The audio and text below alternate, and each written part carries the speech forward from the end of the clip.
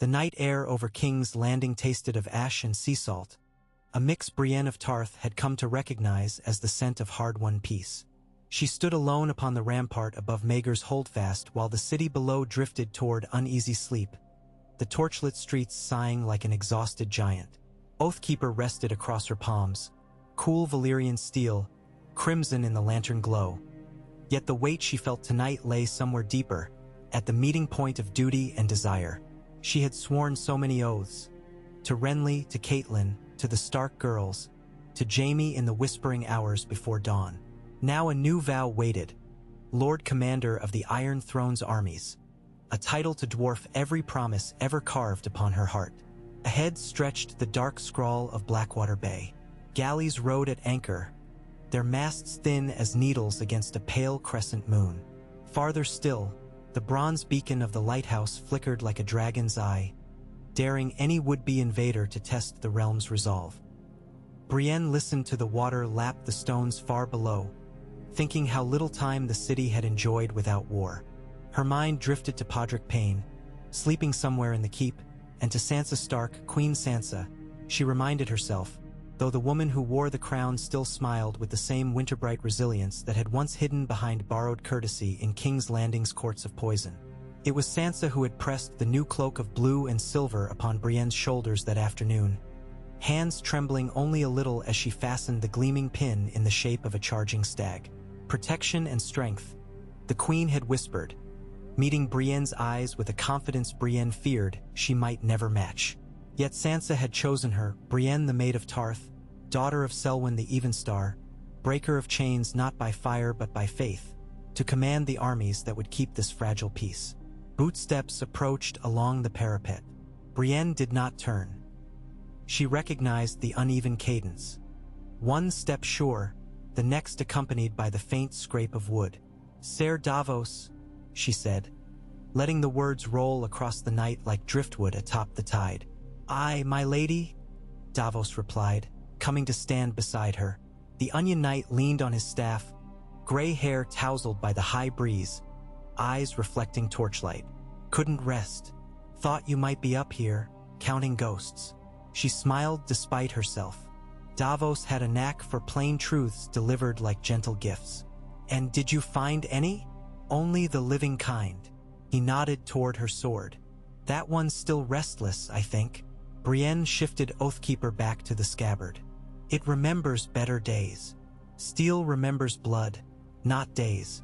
People remember the stories, and we turn them into guides or shackles. You ought to choose which it'll be for you tomorrow, before the banners rise and all those eyes land on you." Brienne followed his gaze toward the Red Keep's courtyard far below.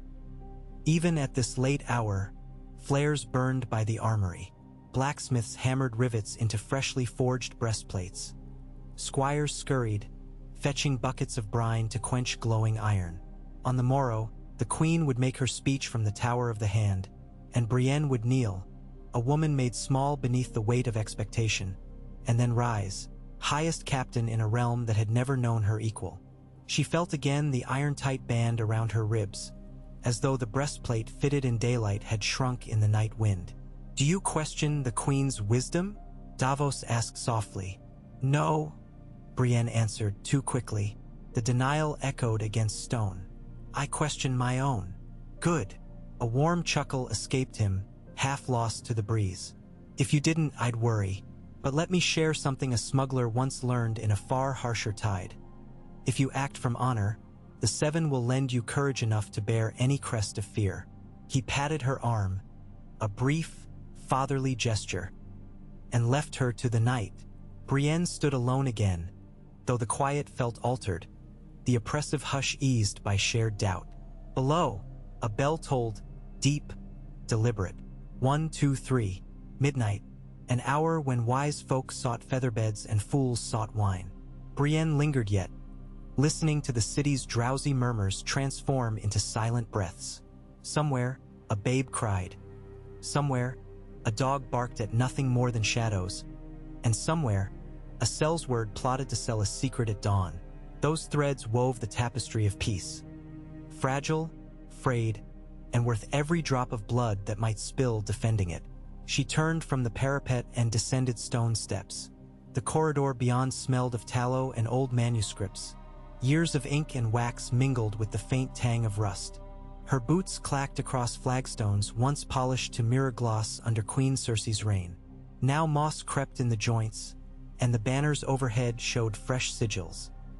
The crowned direwolf of House Stark quartered with the crimson lion, set above the golden rose entwined with the moon and falcon.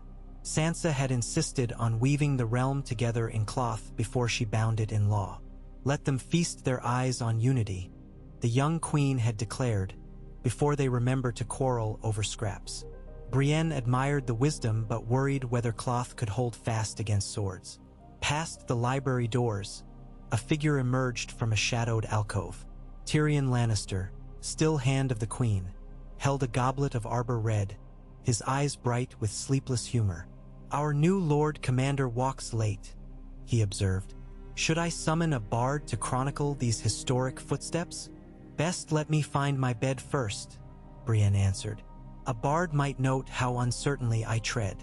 "Uncertainty is merely proof that you've survived long enough to know the world's teeth." Tyrion sipped.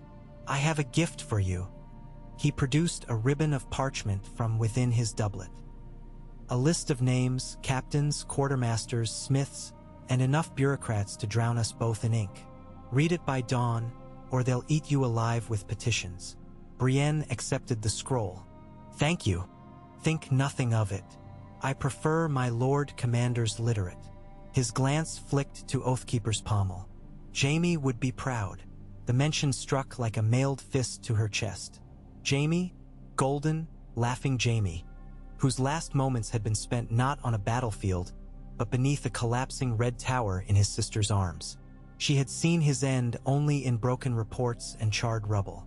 Yet his memory lingered each time her hand settled on the lion-starred hilt. "I hope so," she said, forcing the words. Tyrion touched 2 fingers to his brow in salute and walked on, cloak sweeping the stone. Brienne watched him vanish, then unfurled the parchment. Lines of ink marched like well-drilled soldiers across the page. Ser Adam Flowers, Master of Arms. Lady Muriel Celtigar, Keeper of the Keys. Lord Giles Clifton, Warden of Ships. And at the bottom, an unfamiliar name inked in Tyrion's smaller hand. Ser Harry's Rivers, Intelligence Liaison, formerly of the Golden Company. She frowned. A Sellsword spy in her command? Another not for the morrow. Sleep, she commanded herself, but her feet carried her deeper into the keep, drawn by some restless magnetism toward the armory. Inside, forges crackled. Sparks pirouette like fireflies. The master smith, a burly woman from Lannisport named Heline, looked up from a blazing hearth. "Milady," she greeted, voice rough as pumice. "Your gauntlets are finished." She indicated a stand where a matched pair of steel-scaled gloves gleamed, articulated fingers designed for both sword and reins. Engraved along the wrist flared the crowned direwolf, and beneath it the sapphire of Tarth. Brienne slipped them on. They fit as though grown from her own bones. "How many breastplates remain?" she asked. 3 dozen in finishing," Heline replied. "Enough to equip a new honor guard come sunrise." "See to the clasp rivets," Brienne advised. "They must hold in rain." "They'll hold, milady," Heline assured her. "Storms won't unmake what's wrought in dragonfire." The smith returned to her anvil, shoulders heaving with strokes that rang music through the chamber. Brienne lingered, warmed by the orange glow, before retreating at last toward her chambers. Sunrise bled pale rose through the capital when Brienne emerged into the courtyard for ceremony. The air prickled with frost unseasonable for early autumn, as though the north itself had crept south in deference to its queen. Rows of soldiers in newly dyed cloaks, gray, crimson, blue, green, formed neat columns. Some bore the scars of recent wars. Others were recruits scarce older than Sansa's reign. Across raised wooden platforms clustered the great lords who had survived the decade's storms. Gendry Baratheon of Storm's End, still awkward in lordly velvet. Edmure Tully, cheeks florid with hope. Yohn Royce clad in armor old as the veil. And towering above them all, Tormund Giantsbane, invited less for political necessity than for the queen's private sense of debts owed. The wildling's furs jarred among silk and brocade, yet none dared challenge him. Trumpets sounded. Queen Sansa appeared beneath weeping banners, her crown of interlocking antlers and direwolf heads catching dawn's light. She wore a gown of deep midnight blue, the skirt embroidered with silver leaves that shimmered like hoarfrost. Tyrion walked at her right, Davos at her left, and behind, Podrick bore Brienne's new standard, a field-quartered, sapphire on white, direwolf on silver, encircled by a ring of linked stars. A hush fell as Sansa mounted the dais. Men and women of Westeros. The queen began, voice clear as river glass, carrying to every corner of the yard. For too long our realm has known the tyranny of division. But iron may be reforged, and so too the Seven Kingdoms. Today we bind steel to honor. She outstretched a hand toward Brienne. Step forward. Brienne felt her pulse thrum like a war drum. She crossed the courtyard while banners fluttered overhead. Kneeling before the queen, she sank upon one knee, head bowed, gauntlet fist over heart. Oathkeeper lay across both palms, offered as proof of service. Brienne of Tarth, Sansa proclaimed, you have kept true faith when all else fell to shadow. You guarded my sister from daggers unseen, upheld vows forgotten by those who forged them, and fought beside me at the darkest hour. By the power vested in the Iron Throne, I name you Lord Commander of its armies, Defender of the Crownlands, and High Marshal of the Dawn Gates. A ripple of breath swept the yard. Sansa lifted Oathkeeper and rested its flat upon Brienne's shoulder, first the right, then the left. Do you swear to shield these realms of men against every foe who would see them sundered? I swear, Brienne answered, voice steady though her throat burned. Do you swear to obey lawful command, to uphold the queen's peace, and to see justice done without fear or favor? I swear. Then rise, Lord Commander, and take your place. Brienne stood. A roar swelled cheers, the clang of mailed fists on shields, even scattered war horns. Yet beneath the thunder she discerned subtler notes. The hiss of dissent from lords who doubted, the whispered awe of recruits witnessing legend made flesh, and somewhere a child's high cry of delight. She met Sansa's gaze.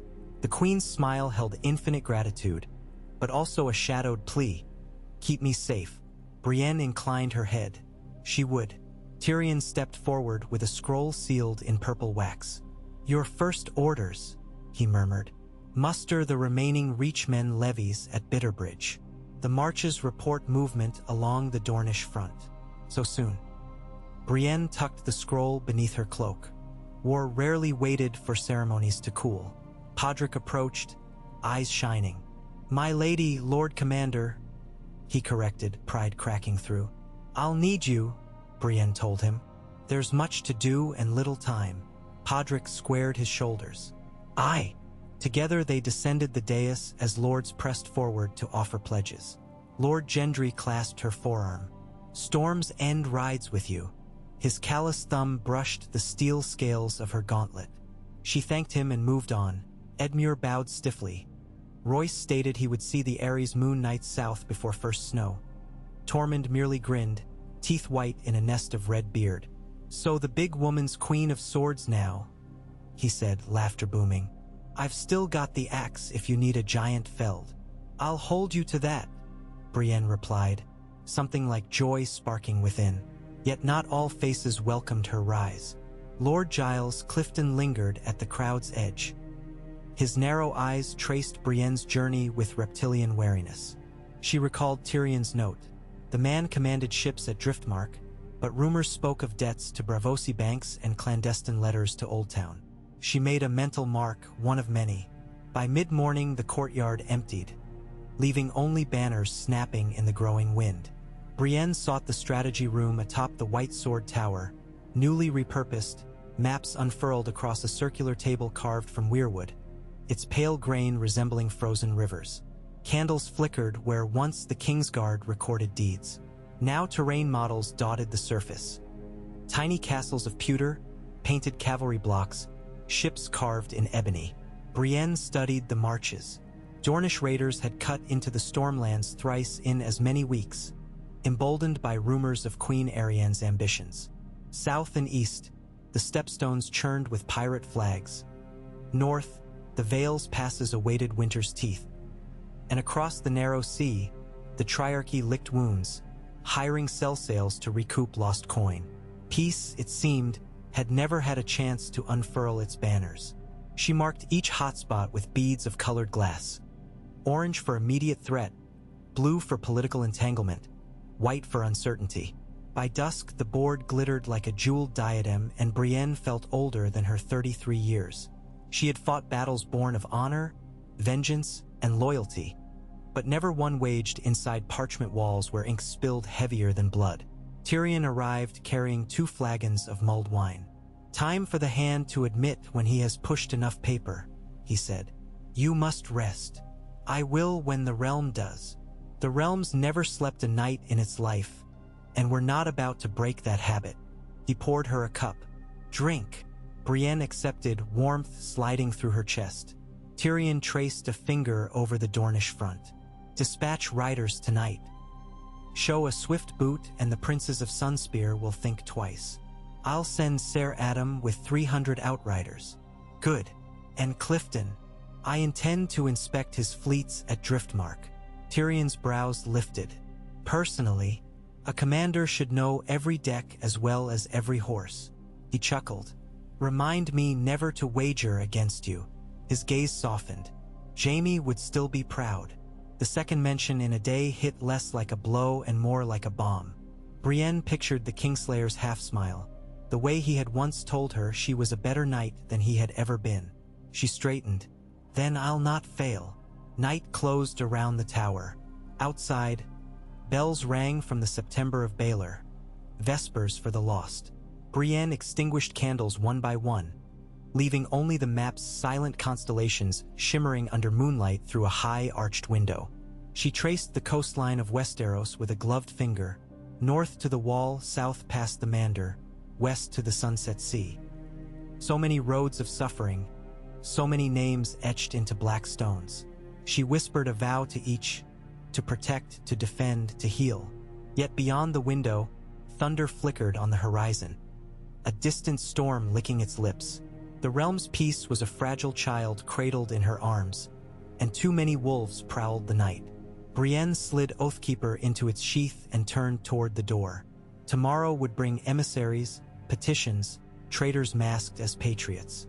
But tonight the Lord Commander walked the quiet halls, her stride echoing like a promise, and somewhere deep in the Red Keep's bones, the ghosts of old kings paused to listen. Brienne rose before dawn, driven not by the trumpets of garrison nor the clatter of training yards, but by a sharper summons humming behind her eyes, an instinctual whisper that the world outside her chamber's narrow window could not be left unattended. She dressed in silence, easing mail over linen, fastening the scaled gauntlets Heline had wrought, the chill of new-forged steel instantly forgotten as muscle and leather settled into familiar purpose.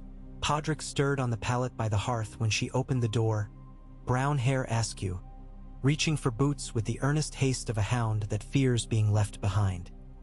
He fell into step without word, and together they traversed the dim passages of the Red Keep, lantern flames describing ragged semicircles on stone as bats retreated to resting cracks in the eaves. On the second level above the barracks, Brienne paused at an embrasure that overlooked the practice yard. The first cohort of Dawn recruits already ran drills below, wooden spears striking shields in synchronous percussion. A lean captain barked cadence. Ser Creighton Yor, late of the Riverlands, a man whose scars told stories of holding a fort against Frey levies when Freys still held anything worth defending. Brienne watched the recruits break into 3 lines, footing careful on frost-glistened flagstones, shadows like blades stretching before them. Their discipline pleased her. Still, raw precision could not exist apart from heart, and heart could be whittled away by fear faster than oaken shafts under wildfire. She descended, signaling Podrick to match her pace. The recruits stiffened as she crossed the yard, but Ser Creighton's hoarse command kept them drilling. She waited until the final thrust, then spoke, low but carrying. "You fight not for coin alone," she said, circling the youngest line. You bear the weight of every soul who sleeps beneath this city's roofs. When your arms quake, remember the baker's apprentice who needs bread so her brothers need not beg. Remember the healer who sharpens leech knives for strangers. Remember the child who dreams of dragons as protectors, not monsters. Remember them, and your arms shall master their own trembling. Silence followed like a collective exhale, Akery staining older campaigns. Bring him. They found Rivers at a trestle table where a single candle fought valiantly against the gloom. The man rose with serpentine grace, pale hair tied in a short tail, chain shirt hidden beneath a tabard bearing the three-headed dragon reversed in black and gold. An affectation from his Golden Company days, no doubt. He bowed with a flourish too practiced to be sincere. My allegiance, he began, voice smooth as Dornish wine, belongs now to the Iron Throne, sealed by the Queen's coin and by personal conviction that unity favors survival. Brienne kept her gaze level. Conviction bought by coin rarely outlasts the purse's clink. Some truths purchase themselves, Rivers replied, smiling. Ask your own reflection why House Tarth pledged to Queen Renly once and to Queen Sansa now. I pledged to those I believed would protect the innocent, she countered. Will you do the same? Without hesitation, he produced a roll of vellum. My first offering. Dispositions of Triarchy galleys resupplying in Tyrosh 18 hulls, 500 sellswords. A trifling threat today, a coastal nightmare tomorrow. His eyes gleamed. Allow me to slip across the narrow sea.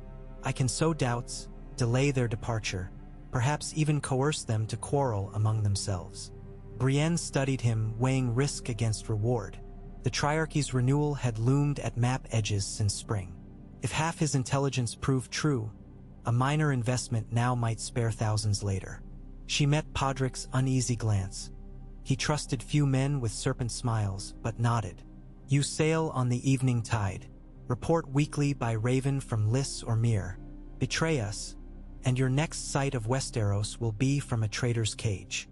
Ser Harry's dipped his head, unruffled. A cage is no place for my complexion. After he departed, Podrick rubbed the bridge of his nose. I don't like him, nor do I, Brienne admitted. But I like Triarchy steel on our shores even less. They crossed to the mess, taking bread still warm from stone ovens and spiced fish left from last night's banquet. While they shared the meal, Tyrion entered, clutching several sealed letters and nursing a limp earned from too many hours hunched over ledgers. Good, he said, sliding onto a bench. You're both awake enough to endure fresh misery. He handed Brienne the foremost letter. Wax bore the emboss of a seahorse, House Valerion. Lord Corlys' grandson? Brienne hazarded. Certus Valerion, Tyrion confirmed. The young admiral requests audience to discuss shipping tolls. He arrives tomorrow. Convenient timing. The narrow sea's ripples never cease. Tyrion sipped watered wine. And there's worse. Ravens from Gulltown speak of brotherhood banners gathering in the fingers. Third sons and disinherited knights preaching that peace dishonors their slain kin. If they march, the Vale's passes will choke just when we need grain transported south. Brienne exhaled slowly. Lord Yohn Royce cannot police every goat path alone, which is why I suggested you name a subordinate to oversee Crownland logistics while you tour Driftmark. Delegation, my dear Lord Commander, is a virtue, she considered. Ser Illafer the Penniless has run supply trains since Dragonstone. He knows the Crownlands. Excellent. Tyrion turned to Podrick. Fetch parchment, lad. Podrick jumped up, eyes shining to be trusted with the small but vital errands that undergirded kingdoms. When he returned with ink and quill, Tyrion drafted 2 letters, one elevating Ser Illafer to Quartermaster-in-Chief, another instructing Lord Yohn to release 200 Moon Knights for river escort duty south. Brienne watched the words flow, aware of how governance often hinged not on shining swords, but on ink lines dragged across vellum in half-lit halls. By mid-morning, the trio emerged into the courtyard. A column of horse already formed. Adam at the front astride a dapple-gray courser, standard snapping overhead. The quartered field of the Lord Commander, the crowned direwolf, the stag and lion entwined. Brienne mounted Whalebone, her broad-chested warhorse mottled in Tarth blue across the flank. Podrick swung up behind a baggage mule. Tyrion raised a hand. "Try not to sink Driftmark before luncheon. The master of ships has enough gray hairs." "I make no promises," she called back. Hoofs thundered through the streets, scattering early merchants and sleepy-eyed apprentices. The city smelled of damp straw, roasted chickpeas, and low-tide rot. Children waved from balconies. Some called her name, others simply gasped at the armor's gleam, their minds spinning tales that would outlive the day's dust. Near the dragon pit's cracked shell, still half-ruined from Cersei's wildfire caches, Brienne reined in. Scaffolding snaked across the broken arches. Masons hammered limestone blocks where dragons had once roared. She dismounted to inspect the building plans tacked to a makeshift stand. A foreman bustled up, wiping sweat from a brow already darkened though the sun lingered low.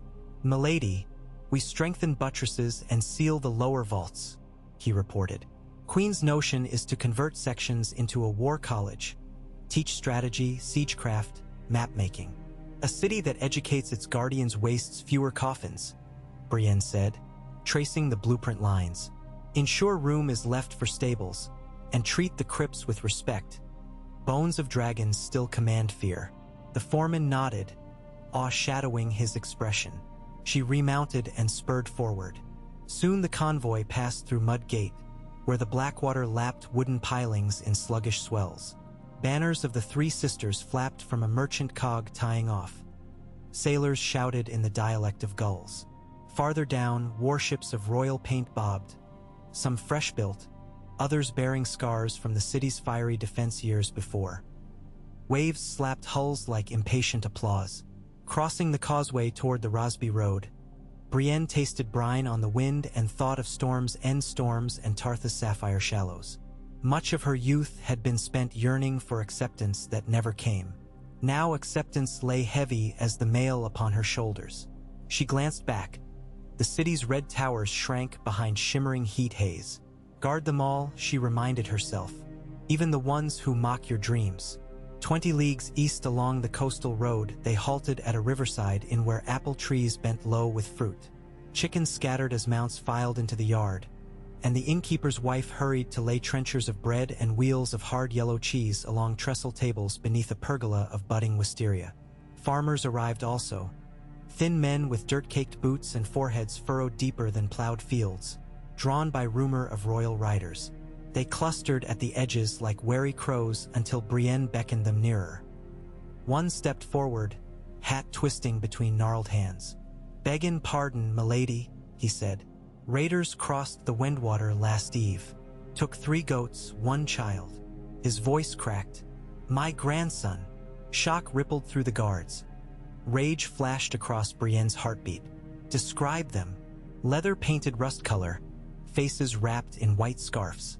"Dornish accent," they said. Adam cursed softly. "Advance party. Scouting beyond March's lines." "How many?" she asked. 5 seen, maybe more hid in the trees. Headed south after. Brienne signaled a map from a saddlebags. She spread it across a barrel, tracing the Wendwater's course. "They'll look to rejoin larger force near Rainwood before slipping to Prince's Pass." She straightened. "Ser Creighton, take 40 fast riders. Sweep south of the river, recover the boy if he lives." She turned to the farmer. "You and your neighbors guide them to the crossing. Any horse needed, the crown will compensate." Tears glimmered in the farmer's eyes. He bowed until his spine seemed to crack, then hurried back to gather other men. Adam stepped closer. 40 may not suffice. They'll scout only, Brienne said, and rescue. If hostiles outnumber them, they withdraw and send Raven. I will not risk a skirmish without clear lines. Yet worry gnawed her. The Dornish seldom ventured this far north. Was it boldness or desperation? While the outriders prepared, Brienne walked to a willow shading the river's edge. Podrick followed. "My lady," he ventured, voice tight. "My place is with you, yet I wish I could ride with Ser Creighton." "That boy." "I know," she said gently. "But if I lost you to arrows, I'd mourn another brother." She set a hand on his shoulder. Faith isn't forged in the first charge. It endures through every long mile after. He swallowed, nodding, though sorrow lingered in his gaze. Within an hour, the 40 riders galloped south, dust clouds marking their haste. Brienne watched until the last banner vanished behind willow stands. She whispered a prayer to the mother and returned to the inn-yard. The afternoon ride carried the remaining column through patchwork orchards and barley fields readying for harvest. Larks wheeled above, singing of simpler times.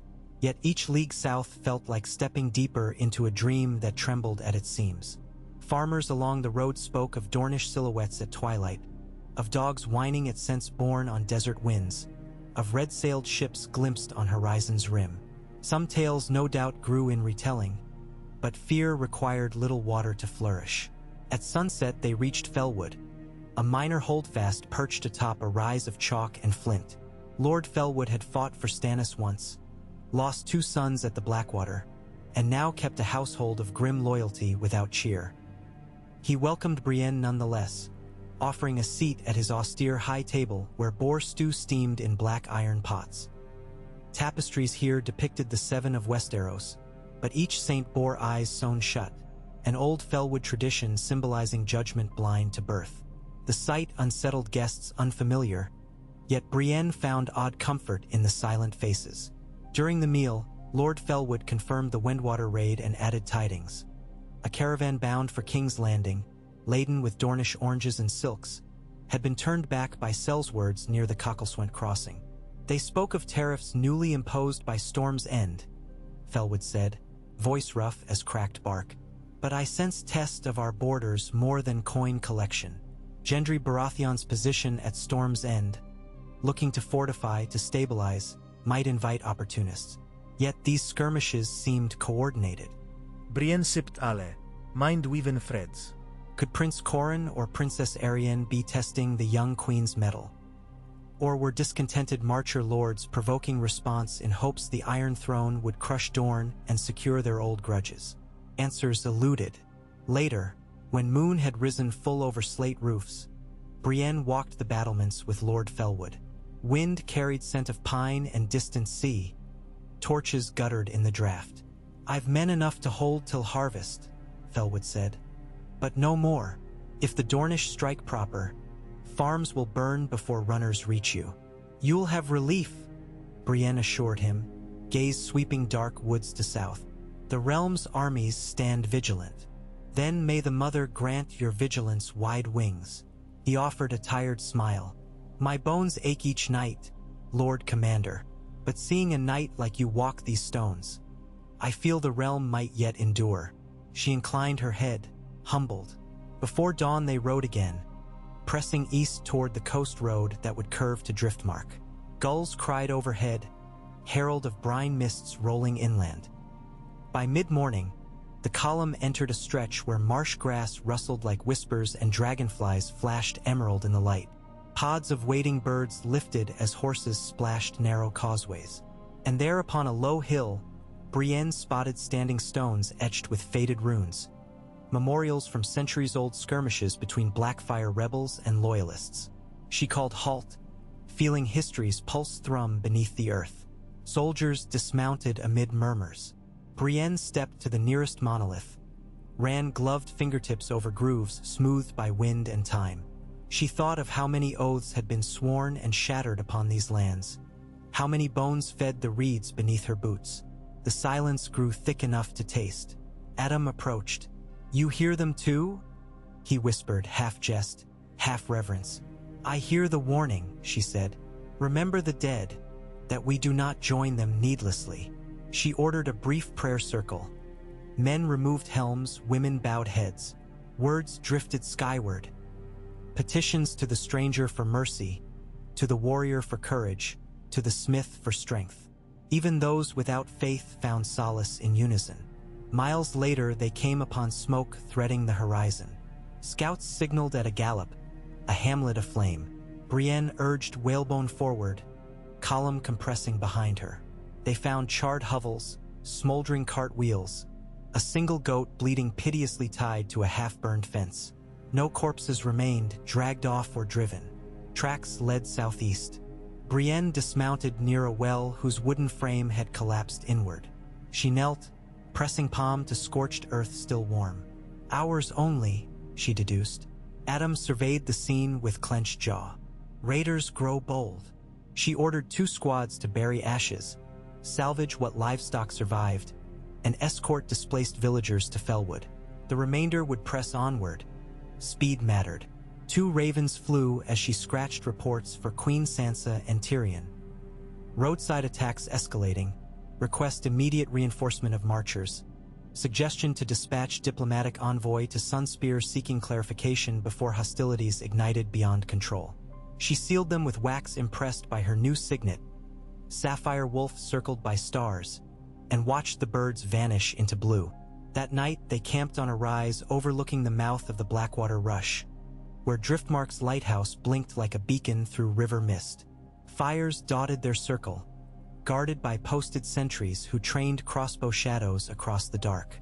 Brienne dined on dried figs and hardtack, though hunger scarcely touched her. She wrote in her command journal by lamplight, recording distances, sightings, morale notes. She ended each entry with a tally of gratitude. Lives saved, wrongs righted, hopes sustained. It was a habit born in war's bleakest nights, when the only shield against despair was evidence of goodness wrested from chaos. Podrick joined her, bearing a steaming mug of spiced milk. "For sleep," he said. She accepted with a smile. "Will you rest? When you do, stubborn as any knight. I learned from the best." She set her quill aside. "Podrick, when the march concludes, you may take command of a small unit scouts, perhaps. You've earned it." His cheeks reddened, eyes wide. "Are you sure?" "I've not. You've trained under Ser Creighton and me. Your heart is true, your sword arm steady. Trust in that." He swallowed, then nodded with solemn pride. They sat in quiet a moment, the milk steam mingling with campfire haze. Somewhere beyond the perimeter, a lone wolf howled, a melancholy note that curled about the stars. Brienne closed her eyes, letting the sound weave into her bones like ancient lullaby. In dreams that night she stood on Tarth's moonlit shore, waves lapping silver at her greaves, and from across the water a voice, Jaime's, called to her, "Hold the line, Brienne. Hold the line."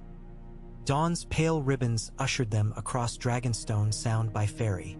Sea spray tasted bitter and Brienne's cloak snapped in stiff wind. Driftmark loomed ahead, low sandbars guarded by jagged reefs, black hulls of Valerian ships anchored in the bay like sleeping leviathans. Sea Snake Tower, slender and white, speared the morning clouds. At the docks, dock hands in silver and seafoam livery formed an honor guard.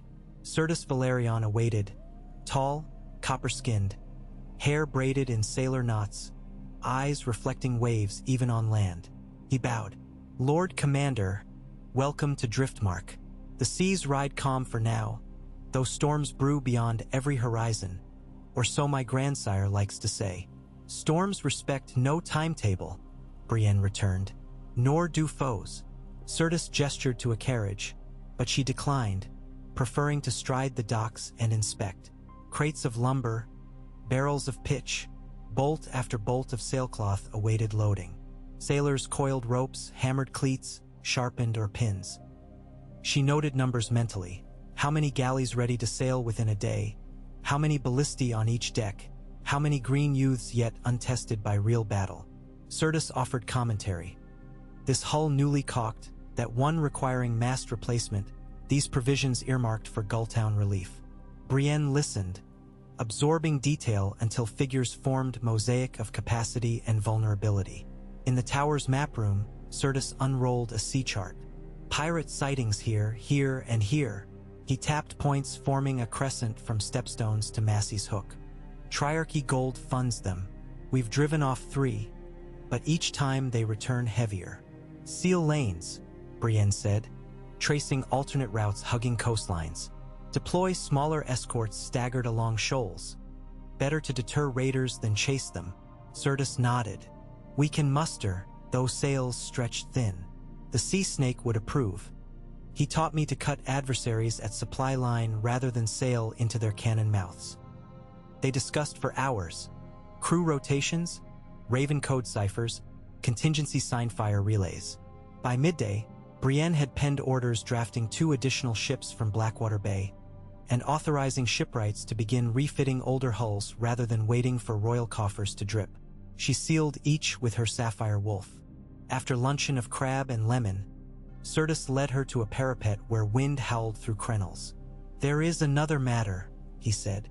Whispers claim Old Town's archmasters debate, recalling maps of Westeros bearing Stark's sigil on the Iron Throne. Some lords mutter that Northmen cannot safeguard southern seas. He glanced sideways. If scholars erode the Queen's legitimacy, nobles may follow. Brienne's jaw tightened. Knowledge should illuminate, not overshadow. If archmasters seek to rewrite, they must be reminded that crowns rest not upon parchment but upon will of the realm's people, and that will stands united. "Words seldom silence rumor," Sirtis cautioned. "Then deeds must." She paced, cloak whipping. The day's earlier doubts re-emerged as specters. Dornish raids, seditious brotherhoods, triarchy galleys, maester scheming. Each separate ember threatened to ignite the tapestry of peace Sansa so painstakingly embroidered. Could one captain, one sword, one voice hold the lines? She thought of the recruits practicing in pre-dawn frost, of the farmer's tears at losing his grandson, of Podrick's quiet devotion. Their hopes anchored her. "Sirtis," she said, turning, "send ravens to Old Town. Invite the archmasters to King's Landing for counsel on modern cartography and maritime safety. Frame it as scholarly collaboration, not reprimand. Meanwhile, instruct your fastest ravens to Sister Tun, White Harbor, and Sunspear. Emphasize that Queen Sansa will host a summit on coastal security. Let them see invitations, not edicts." He smiled. "A sea lord's diplomacy wears many sails. Consider them wind-borne." That evening, as sunset bled crimson across waves, Brienne stood at Driftmark's western rampart, staring toward the mainland's shadowed headlands. Horses neighed in distant stables. Gulls wheeled overhead. A messenger approached at a run, breath hitching. He carried a scroll secured by a red ribbon royal urgent. Brienne broke the seal and scanned. Raid. North of Wendwater repelled. Boy recovered alive but wounded. Raiders withdrew southeast. Confirmed Dornish origin. Evidence suggests coordination with mercenary company under banner unknown. Queen Sansa orders caution. Requests you assess possibility of parley before escalation. Ravens report Brotherhood of Saltpans gathering 200 strong along Vale Coast. Grain convoys delayed. Brienne exhaled. Victories mingled with new threats faster than ink could dry. She looked up at stars budding in the darkening sky, each a pinprick reminder of vows shining beyond human frailty. On the rampart stones she knelt, resting Oathkeeper across her thighs, and whispered, "Jaime, Catelyn, Renly, guide me. Ned Stark, who taught duty. Sansa, who places her trust, strengthen me. Let my sword carve paths not for glory but for peace held firm." Wind answered, folding her cloak around armor like wings. She rose, resolved. That night she convened her captains in Sea Snake Tower's hall. Adam, Sirtis, Ser Harries returned unexpectedly early with further intelligence on Triarchy politics. Ser Illifer newly arrived by ferry with supply ledgers, and even Tormund Giantsbane, who had ridden hard across the Crownlands after hearing rumors of coastal raids and decided where trouble brewed, a free man should drink. Maps unfurled, candles burned low, voices thrummed in strategic cadence. Plans took shape. Detachments to reinforce Gulltown convoys, fast galleys to shadow stepstone lanes, an emissary mission to Sunspear headed by Davos. Few could parley with foes like the Onion Knight. When dawn finally edged into the hall's high windows, Brienne dismissed them to rest. She lingered alone, tracing the weirwood table's swirling grain beneath her gauntlet fingertips. How many nights like this lay ahead? She recalled Tyrion's words. The realms never slept a night in its life. If that was true, then she would stand sentinel through its endless waking. She slipped from the hall into courtyards washed pale by first light. Sailors stretched on the docks. Hammers rang again. Podrick waited near a fresh mount, helm tucked under arm. "Where to now, my commander?" he asked, eyes keen despite sleeplessness. Brienne swung into saddle. "South," she said. "It's time the Dornish knew peace's guardians were more than silk smiles." She looked toward the horizon where sky kissed sea, and afterward north, east, wherever hearts falter, until the Iron Throne's shadow shelters all. She spurred forward, column forming behind, a river of steel flowing toward rising sun. And in that moment, wind carried across Driftmark a sound like distant thunder, though no storm clouds marred the dawn. It was, perhaps, the heartbeat of a realm choosing, one breath at a time, to believe that honor could muster enough courage to hold darkness at bay. Brienne clutched Oathkeeper's hilt, felt the blade hum as though alive, and vowed to hold the line, until stars drowned in daylight or her own blood soaked the fields she swore to defend. Mist coiled low across the deck of the Silver Serpent as she ate eastward miles, her sails fat with a northerly that smelled of wet copper and jagged cliffstone. Brienne of Tarth stood at the prow, cloak lashed behind her like a standard, Oathkeeper at her hip. She had slept 3 hours in 2 days. The sea, in its ancient ruthlessness, allowed no better.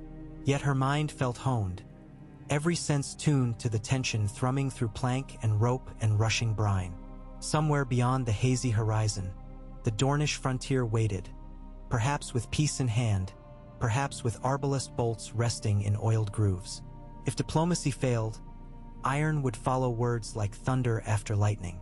Captain Certus Valerion emerged from below, the morning sun turning his braids to coils of burnished gold.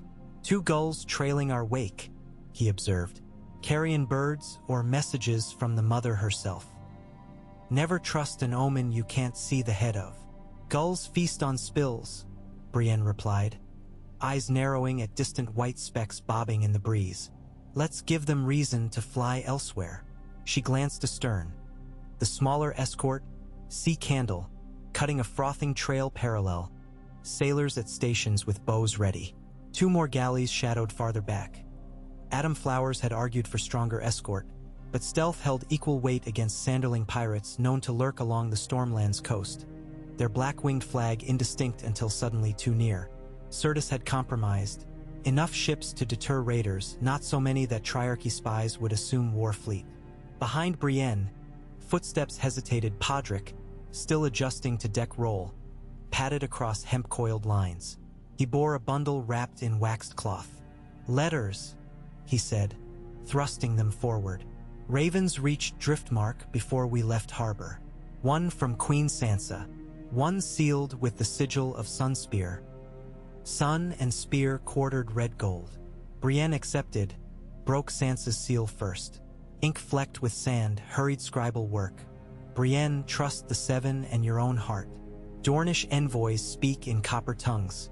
Remember our shared winters." News. Vale Brotherhood amassed near Gulltown melted when Lord Royce rode out himself. Half scattered, half sworn fealty. "I dispatch wagons of northern wheat to feed the fingers. Hold fast." S. Relief warmed Brienne's veins. 1 tinderbox doused. She tucked the parchment in inner pocket, tore open the Dornish scroll. Stylized script unfurled.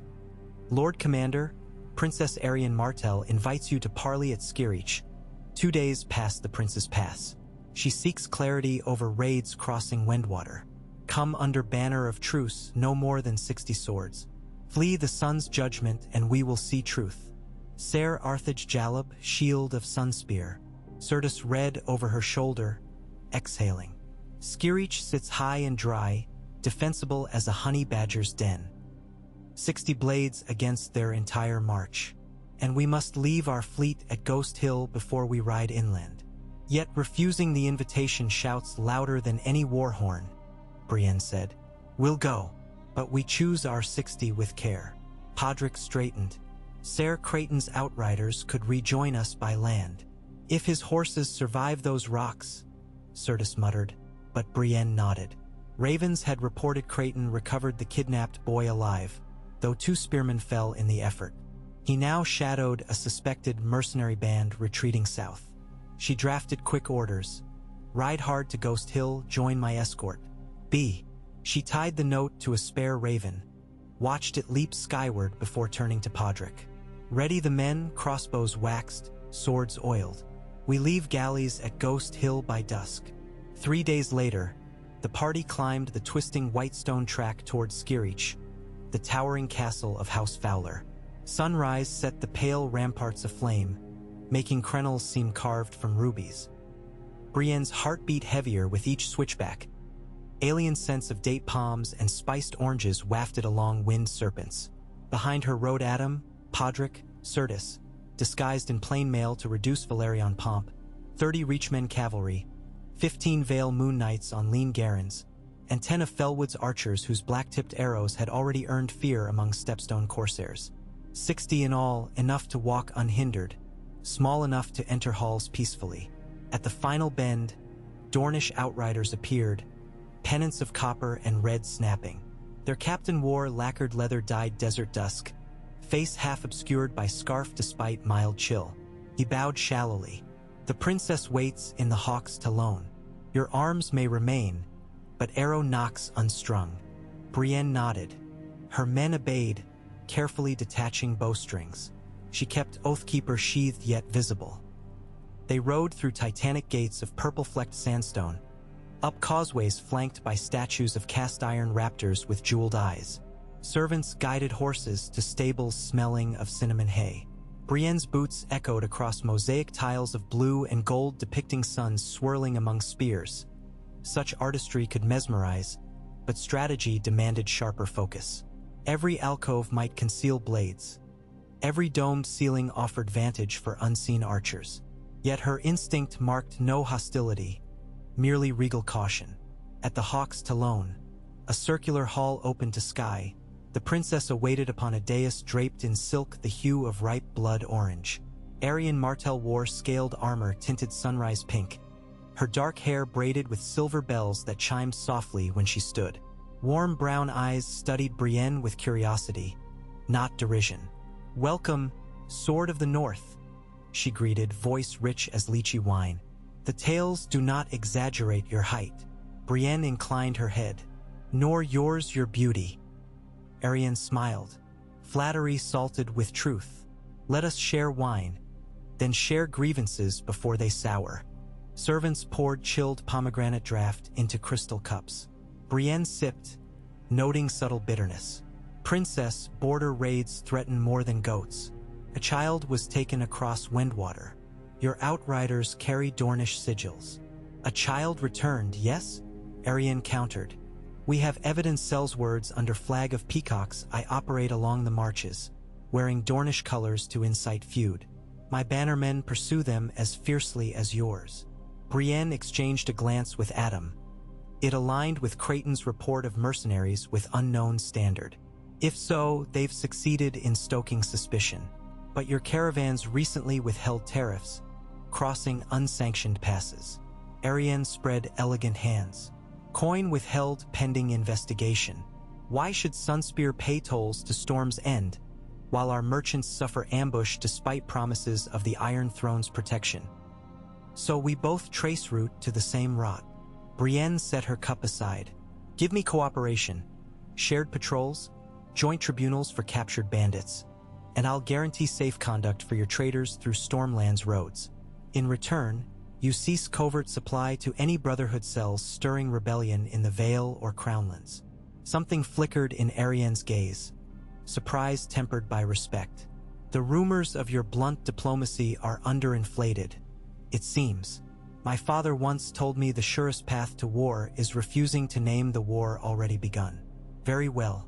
We'll send 200 sandsteeds north under Dornish Garons to patrol Windwater with your outriders. Prisoners face mixed juries, Martell and Baratheon alike." Certus stepped forward, offering sealed parchment from Queen Sansa formally recognizing such tribunal. Arian accepted. "I see stark pragmatism flows south with spring melt." Negotiations expanded. Seaborne corsairs, triarchy provocations, Maester interference. Each point found meeting ground, sometimes broad plain, sometimes knife-edge ridge. Hours passed beneath circling hawks. When final scrolls were sealed, Arion led Brienne to a parapet overlooking endless desert shimmering gold beneath noon sun. "You stand taller than many lords," the princess mused. "Yet your greatest height is conscience. Guard it. High conscience casts long shadow where serpents bask." Brienne thought of her misgivings, the burdens of decisions yet unrevealed. Conscience is heavier than any breastplate. Then share its weight. Arion touched her forearm lightly. "Friends stand firmer than armor." They departed Skirich at dusk, riding downhill through a canyon alive with orange clove blossoms. Word raced ahead. Dornish lances now allied with North banners. Sellsword disguises exposed. By the time Brienne camped at Prince's Pass, her scouts reported Brotherhood bands dissolving under news of joint tribunals.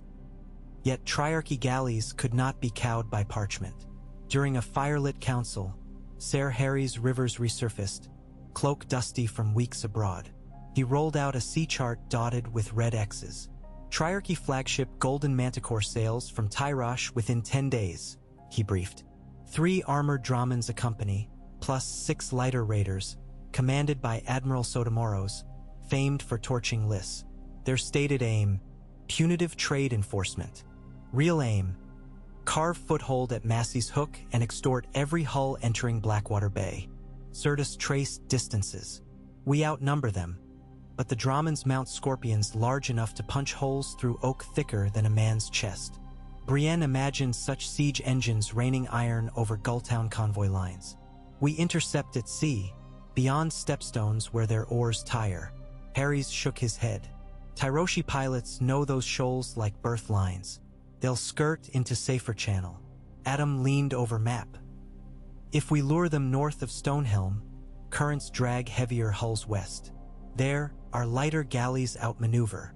Brienne studied shoal contours, an idea sparking. "Bait them. One decoy fleet of grain cogs flies false banner. Valerian colors faded to appear unguarded. Sotomoros strikes, believing easy prize. Hidden behind fog line lie our fire rafts laden with naphtha. When Dramans close, we release rafts to jam there or banks while archers ignite pitch. Meanwhile, longships flank with grapnels to disable scorpions." Certus grinned. "A sea snake gambit. My grandsire once sank 3 Karth dows thus." Podrick swallowed. "Fire rafts risk our sailors." "Not if winds blow seaward," Brienne replied. "Mother willing, we time-tied as ally." She scanned faces.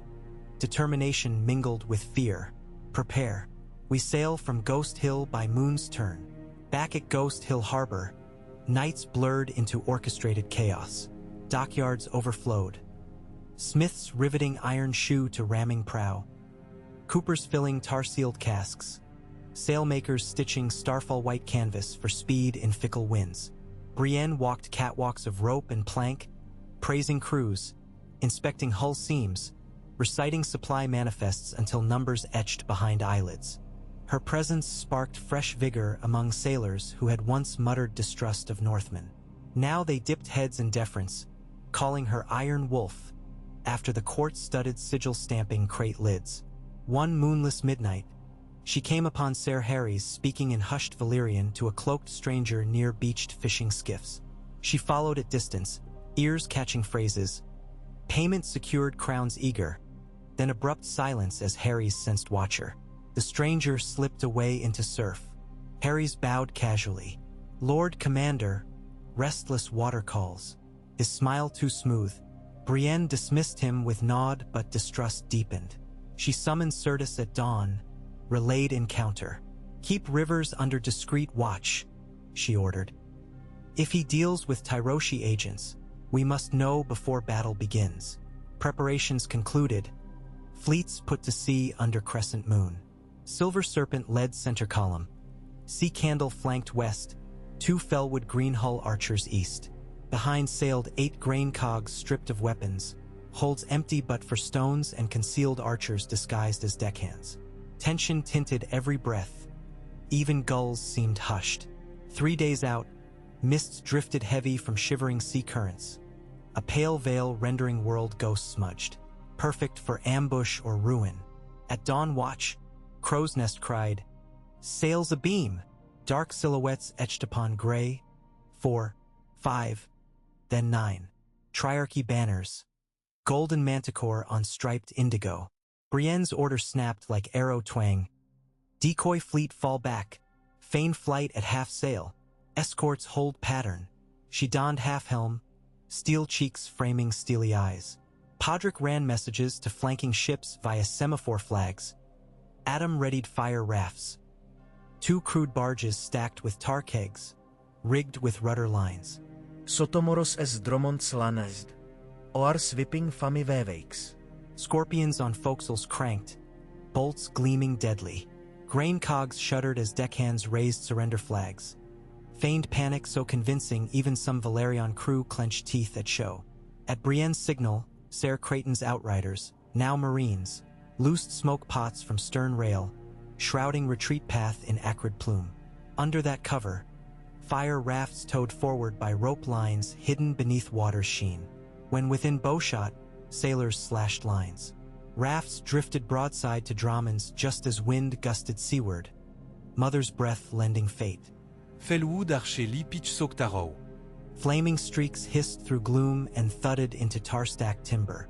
A heartbeat of silence, then whump. Flames roared skyward, heat slamming across waves. First Drummond veered to starboard too late, or banks entangled in burning raft. Second sheared left but collided with consort, scorpion bolts misfiring into own rigging. Chaos unfurled like ripped sail. Brienne shouted into speaking horn, "All galleys advance! Board starboard!" Silver Serpent surged, hull kissing choppy whitecaps, grapnels arcing to latch charred bulwark of crippled Drummond. Brienne sprang first across gap, Oathkeeper trailing comet tail of steel. Tyroshi Marines rushed, painted beards bristling, but her blade-carved arcs unstoppable. One headless with single stroke, another sprawling as knee ligaments severed. Around her, Vale Knights vaulted, crescent moon shields battering enemies into pitching deck. Adam clambered onto Scorpion platform, skewered helmsman, swung weapon to face Triarchy flagship. With grunt he loosed bolt. It soared across smoke, striking steering castle of golden manticore. Cheers rose, but Triarchy men were no lambs. Admiral Sotomoros, silver scale mail glinting flame, rallied pikemen to repel boarders. He vaulted fallen beam, cleaving a fellwood archer clean through. Brienne advanced, parrying his first cut, spark spit. He snarled in Tyroshi accent, "Wolf bitch dies beneath manticore sting." They circled midst shattered spars. Sotomoros slashed low. Brienne stepped back, caught blade on greave. She riposted overhead, but he twisted, guard high, then lunged under. Steel hissed past her hip. She pivoted, hammered pommel into his visor. He staggered. She seized moment, cut diagonal from collarbone to navel. Armor parted, blood sprayed. Admiral collapsed, eyes wide in disbelief of defeat by woman knight of myth. Battle's roar dimmed for him forever. Cries segnale de triarchi morale fracture. Many leapt over rails, preferring sea to steel. Crew of Sea Candle threw lines to rescue survivors for tribunal. Brienne's order clear. Justice, not slaughter. Yet amid retreating foes, one agile figure vaulted onto Drummond deck, Ser Harry's Rivers. Hood drawn, he knelt by dying Sotomoros, confiscated something glinting. Brienne's gaze locked. Rivers froze, then vanished through smoke. Victory secured. 2 Dromons ablaze, 3 captured, smaller raiders fled. Casualties, 28 allied dead, 51 wounded. High cost, lesser than war threatened. As rafts burned down to cinders, rain began, hissing steam, dousing char and blood alike. Brienne stood amid ruin, helmet removed, face streaked with soot and salt. Wind carried solemn hush, a battlefield's exhale. Evening found wounded laid on grain-cog decks. Maester Arwen from Driftmark tended, binding gashes with comfrey steeped in wine. Queen Sansa's raven cage awaited message. Brienne penned report. Triarchy defeated off Stonehelm. Casualties acceptable. Prisoners detained. Will convene joint tribunals with Martel. Request recompense for fallen families. She paused, added personal line, I feel weight, but hope grows. She signed, sealing with wax. She then issued order. Find Ser Harry's Rivers. Bring him, gently, if wise, firmly, if required. 2 Moon Knights volunteered. They returned hours later with Rivers bound but smirking. In Captain's cabin, Brienne faced him across narrow table. Between them lay a small bronze cylinder etched with labyrinth sigils, the item taken from Sotomoro's. Rivers shrugged. Payment due. A locked ledger of Triarchy paymasters, worth more than copper tongues. You withheld intelli. Gents, Brienne said, I secured leverage. Same goal, different route. Yet your methods risk trust. She weighed discipline. Immediate execution for treachery risked fracturing spy networks. Releasing him risked deeper betrayal. She chose mid-path. You'll remain under watch. Serve as informant reporting solely to hand. Fail once. Neck meets blade. He inclined head. Every manticore has stinger. Just mind how you clutch. Podrick dragged him away. Certus entered as door closed, offering a goblet of Dornish red. To victory, he toasted. Brienne clinked lightly. To vigilance. Peace is but a glass, easy to crack. They drank. Beyond porthole, moon peaked between clouds. A pale coin tossed by unseen gambler. Waves lapped hull like reassuring lullaby. Yet Brienne's thoughts roamed to families of those killed today, to children who would ask why a father never returned. She felt again Oathkeeper's weight against thigh, heavy with stories pressed into steel across centuries. Hers was only latest hand to wield. Future hands would judge outcomes. She sought deck solitude, night wind cooling sweat. Crew hummed sea shanty soft while mending torn sails. As stars wheeled overhead, she breathed rhythm of tide, letting turmoil wash away. In that quiet, memory arose unbidden. Jaime's voice teasing, a sword's true edge is measured not in kills but in lives it spares. She smiled sadly, whispered, I know. Above, solitary star blinked as if in response. When flotilla docked at King's Landing a fortnight later, throngs lined quays, cheering hoarse. Word of victory spread faster than sails. Banners of Stark Direwolf and Martell's son fluttered side by side atop ramparts. Queen Sansa awaited on Red Keep steps, accompanied by Davos, Tyrion, and Grand Maester Kurth.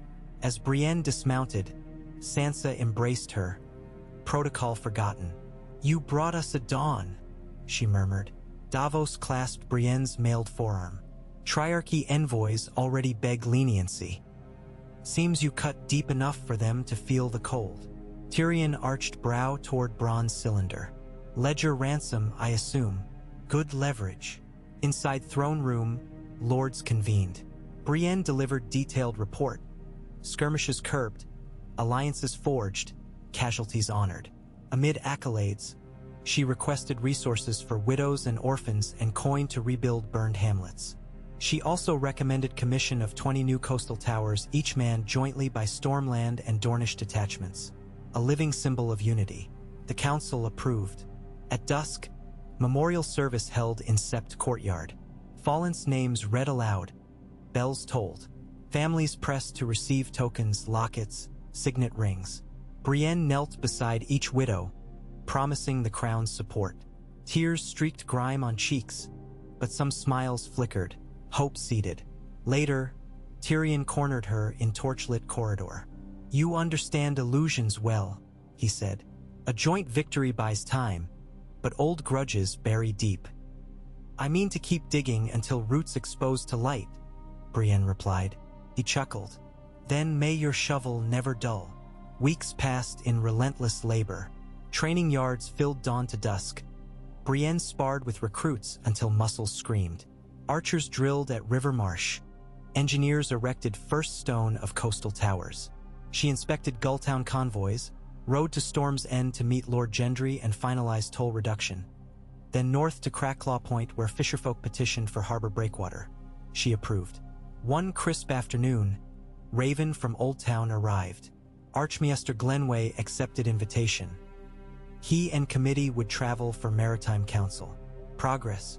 Yet set against triumph came new ripple. Scouts reported Triarchy remnants hiring Bervosi Celsail sworn to avenging Admiral Sotomoros.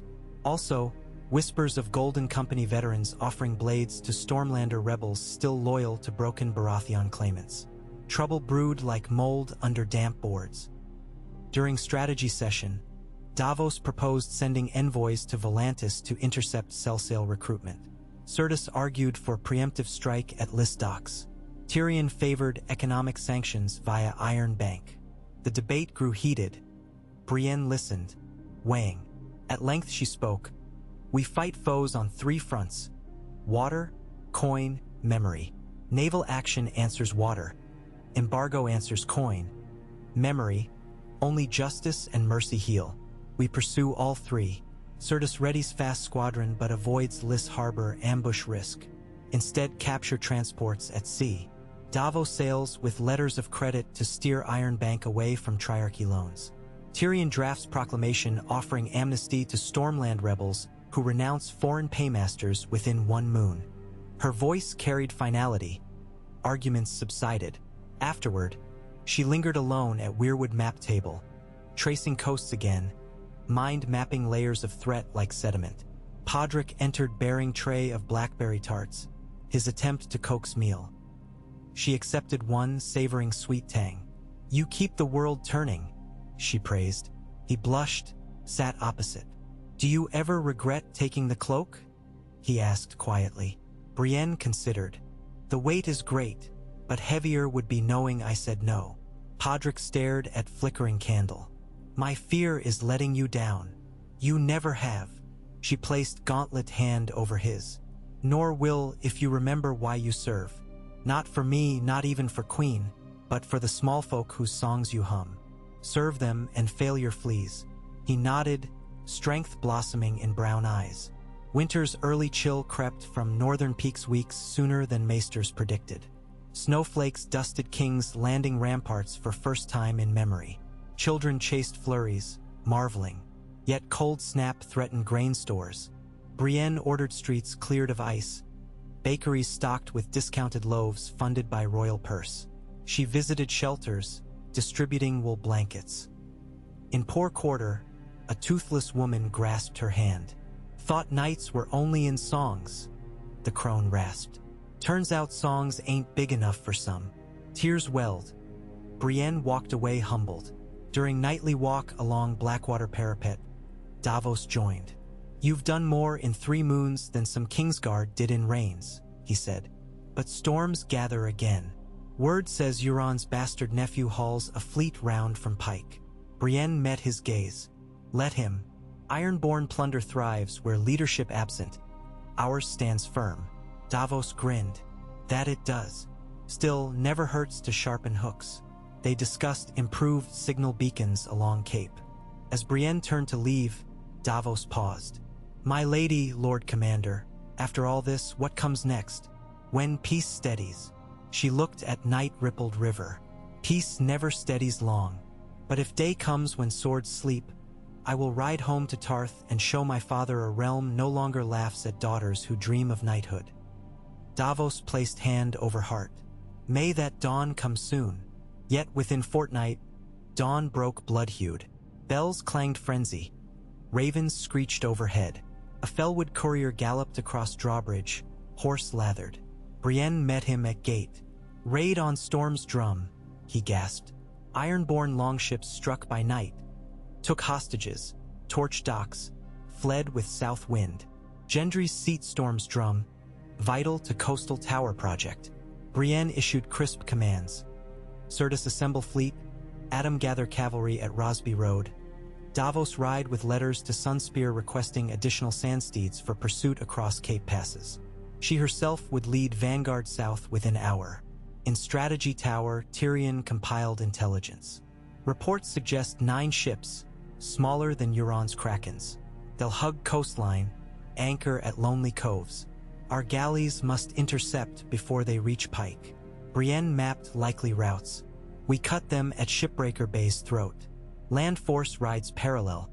pinch from shore. She donned new plate forged with swirling sapphires at pauldrons. Gift from Queen Sansa. Podrick strapped greaves. Another battle, he murmured.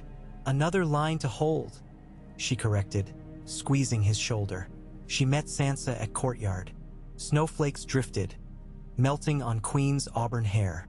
Bring them back, Sansa pleaded. Show raiders the North remembers. Brienne bowed. I shall.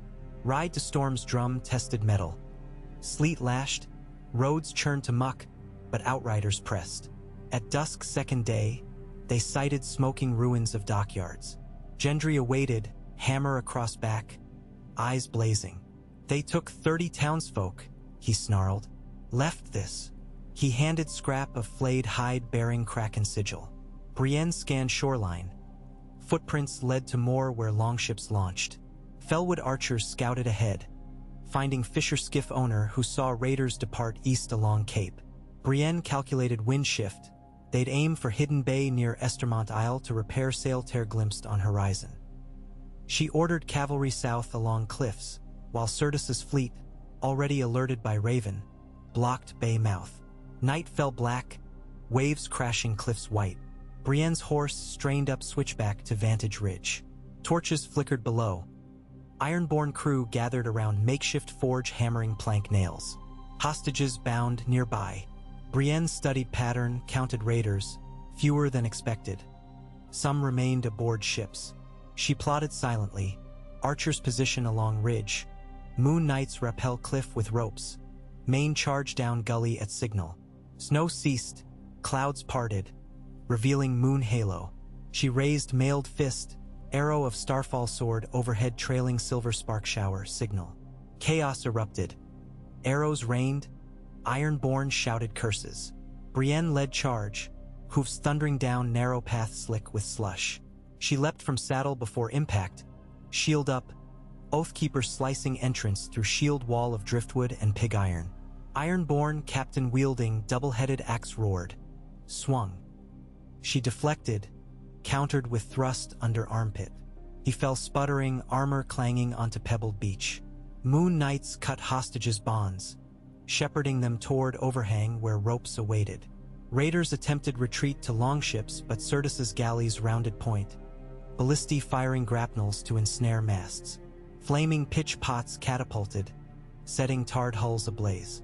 As final holdout tried to flee across tide pool, Podrick tackled him. Small sword at throat until archers bound him. Battle ended swift. Beach stank of smoke and blood. Survivors captured, hostages safe though shaken. Gendry embraced freed Miller's daughter, whispered thanks to gods and Brienne both. She accepted, but eyes remained vigilant. Victory's glow swiftly tempered by knowledge next raid lurked. At dawn, Gendry knelt in sand, offered Storm's drum's master-at-arms post to Podrick for valor displayed. Podrick declined softly, citing duty to Brienne. Gendry laughed boisterous, stood, promised forges to craft Podrick blade of storm steel instead. Weeks rolled into season's turn. Snow melted from city roofs, replaced by budding crocus. Yet not all thaw. Spy reports revealed remnants of Golden Company stirring in disputed lands, welding Euron's exiles to Triarchy's grudge. Unrest, like Hydra heads, sprung anew each time one severed. Brienne convened War College in refurbished Dragonpit Hall. Commanders from each kingdom gathered around carved map of Dragonglass, Martell, Baratheon, Arryn, Tully, Valerion, even a Stark representative from North's garrison at Moat Cailin. Plans forged to share patrol schedules, combine watchtowers into beacon net visible across seas. During break, Yohn Royce approached Brienne, admiration in granite features. You've wrought what Aegon's son could not. Banners fighting side by side instead of jockeying for vantage. He rested gauntlet hand on Oathkeeper's hilt. House Royce pledges an honor guard to travel west with you should Greyjoys press again. Gratitude warmed her, yet she knew credit lay widely. Sansa's vision, Davos's counsel, Certus's command, Podrick's unwavering loyalty. She answered, strength stands tallest when its roots intertwine. That night outside the Dragon Pit's new balconies, Brienne and Sansa watched training yard lanterns flicker like fallen stars. The queen's breath clouded crisp air.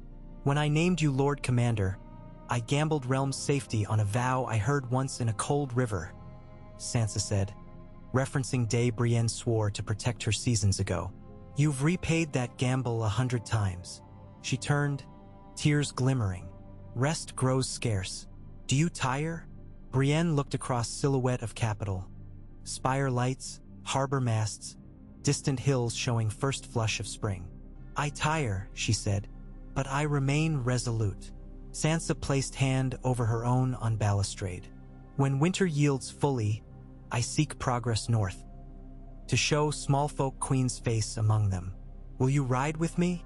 With pride, Brienne answered. The sight of a stark queen in Winterfell will heal wounds no maester salve ever could. They stood in companionable silence until bells tolled 10th hour. Responsibilities beckoned. Both turned away to their separate workloads. Mid-spring brought Council of Old Town. Archmasters and sea lords gathered to unify charts and codify safe shipping lanes. Brienne traveled by river barge, accompanied by limited retinue. At conference, she spoke plainly. Knowledge serves life. Maps that divide incite war. She presented joint Stark-Martell chart overlaying currents, Corsair sightings, beacon network. Scholars murmured, impressed by accuracy born of unified spy rings. Archmaester Glenway conceded need for update. He pledged Citadel's scribing halls to mass-produce new parchments bearing crown seal across all kingdoms. News of such cooperation reached Bravos, persuading Iron Bank to freeze loans to Triarchy outlaws. Gold lines choked, cell sale recruitment slowed. Yet in twilight of final conference day, masked envoy delivered scroll sealed in black wax. Sigil unknown, a tree of blooms shaped like flayed woman. Message: every root you unite, we shall cut. Expect us at first harvest. Signed, Hand of the Morning. Tyrion later identified symbol rumored to belong to Shadow Cabal of former slavers seeking vengeance for forced abolition inflicted by Daenerys years previous. Hidden threat overshadowed triumph. Back at King's Landing, Brienne convened intelligence circle. Tyrion, Rivers, watched by 2 guards, Gendry, Arryn via mirrored glass candle. Davos. Discussion concluded Cabal likely funding Golden Company splinter. They coined it Requiem League. Brienne ordered increased port inspections, infiltration missions. One late summer eve, Brienne visited Godswood. Quiet respite within city's stone tangle. Leaves rustled crimson under moon. She knelt before Heart Tree, touched Weirwood face, whispered list of names lost under her command. Ser Malin the Tall, Archer Bell, Cabin Boy Wex, Maester Arwen who succumbed to infected wound weeks after sea battle. Carry them, she asked old gods. Up among stars, let them shine guiding light. Tears slipped unbidden. Behind, Podrick spoke softly. They went knowing risk. Your mercy eased their passing. She rose, wiping streaks. I still hear their cries. He handed small wooden token carved into direwolf. A child you saved at Wendwater carved this. For you. Brienne cradled gift. Rough edges yet boundless gratitude. She smiled. I'll carry it always. Autumn's first orange leaf heralded next summit. One Brienne herself called in Dragon Pit War College. Agenda to formalize Alliance of the Dawn. A mutual defense pact among 6 kingdoms. The North insisted on autonomous status but signaled willingness. Plus Dorne. Skeptics predicted discord, yet rising threats pushed hearts to accord. When tallies finalized, each realm pledged specified levies for land, crews for sea, coin for widowed families, and knowledge-sharing repository under Citadel oversight. Signing ceremony saw banners lining renovated pit. Direwolf, Lion, Stag, Kraken, Ironborn absent but placeholder hung nevertheless. Trout, Falcon, Rose, Sunspear. Brienne delivered address. War once tore us by the seams stitched eons before we were born. Let new thread bind. Not thread of iron or gold, but of oath shared among living, validated by memory of the dead.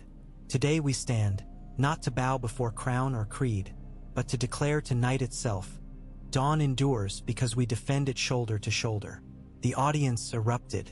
After cloaks draped seals, Sansa approached. "You've not just held line, you've redrawn it." Brienne shook head. "Lines of war shift. I only ensure they shift toward peace." That winter, with enemy cabal kept at bay and harvests unloaded into granaries safe, Brienne finally allowed herself brief respite. She rode north with Queen's entourage to Winterfell. Along route, villages offered song and stew. Children attempted to mimic sword drills. Elders blessed. In Winterfell's courtyard, snow dusted ramparts. Brienne inhaled crisp air echoing her earliest oath. Jon Snow, now Warden of the North, greeted with warm clasp, though he seldom left Wolves' Wood anymore. He thanked her for giving realm years to heal. In Great Hall feast, pipes played. Sansa toasted realm's defenders. Tormund recounted Stonehelm battle with embellishments. Brienne laughed, shoulders easing. Yet even amid merriment she scanned hall, never ceasing vigilance. Later she prowled battlements alone under Aurora ribbons. She thought of path traveled. From girl ridiculed in tourneys to leader forging alliances. She had lost pieces of soul a long way, yet gained unbreakable resolve.